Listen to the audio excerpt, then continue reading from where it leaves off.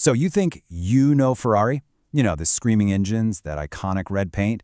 Well, what if I told you the cars, they're almost a side product? Yeah, really. Today we're going to dive into this incredible billion-dollar business puzzle. And trust me, once you see how it all works, you'll never look at that prancing horse the same way again. Okay, just look at these numbers for a second. On one hand, you've got Volvo. In 2023, they sold over 700,000 cars. Solid.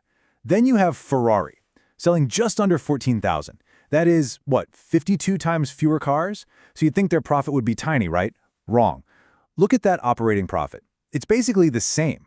And the profit margin? It's not even close. Ferrari is pulling in a mind-boggling 27%, while Volvo's at 5%.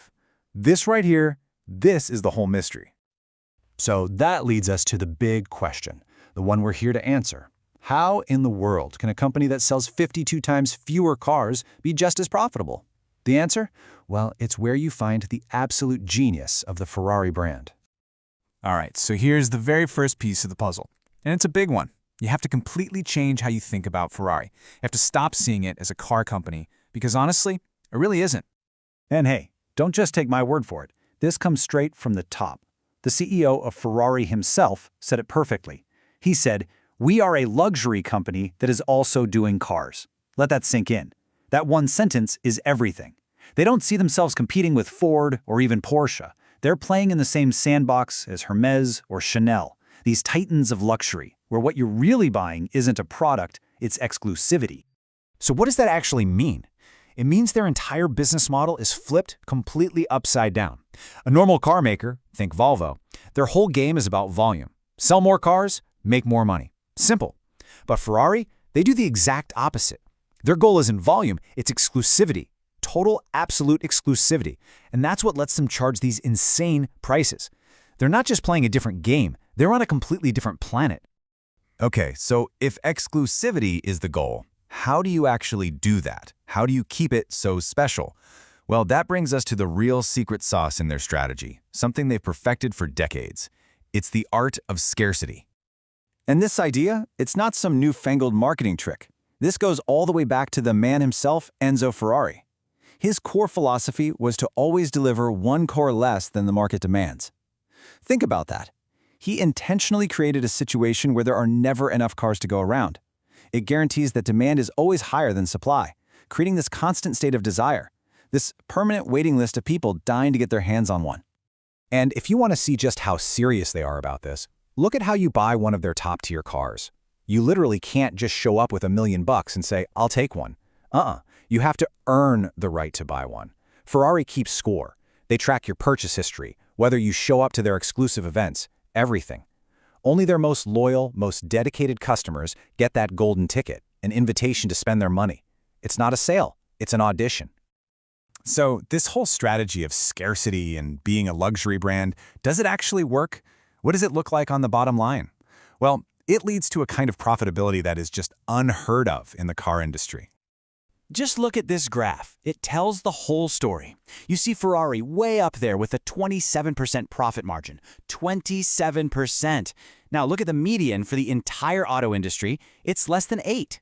They even blow past a company like Porsche, which is already a high-margin business. That massive gap, that's the real financial power you get when you're not just selling a machine, you're selling a legend. And if you want a perfect, concrete example, let's talk about the LaFerrari. When it was new, it sold for about $1.4 million. A lot of money, right? But here's the thing. They made so few, and you had to be on that special list to get one. So what happened? Its value exploded. Today, one of those will set you back almost $4 million. That's nearly 3 times what it originally cost. Suddenly, a car isn't a car anymore. It's an appreciating asset, like a piece of fine art, and that just makes people want it even more. Okay, so this whole thing, this bizarre upside-down business model, it actually has a name. There's a really cool economic theory that explains exactly what's going on here. It's kind of the master key that unlocks the entire Ferrari puzzle. It's called a Veblen good. Now, basic economics, right? Price goes up, demand goes down. We all know that. But for a Veblen good, the laws of economics get thrown out the window. The more expensive it gets, the more people want it. The insane price tag isn't a bug, it's the main feature. The whole point is that it's expensive. So why does this happen? It's all psychology. It's about a few key things. 1, it's a massive status symbol. 2, it's what economists call conspicuous consumption, which is just a fancy way of saying you're showing everyone you've got money to burn. And 3, that rarity we talked about just makes you want it more.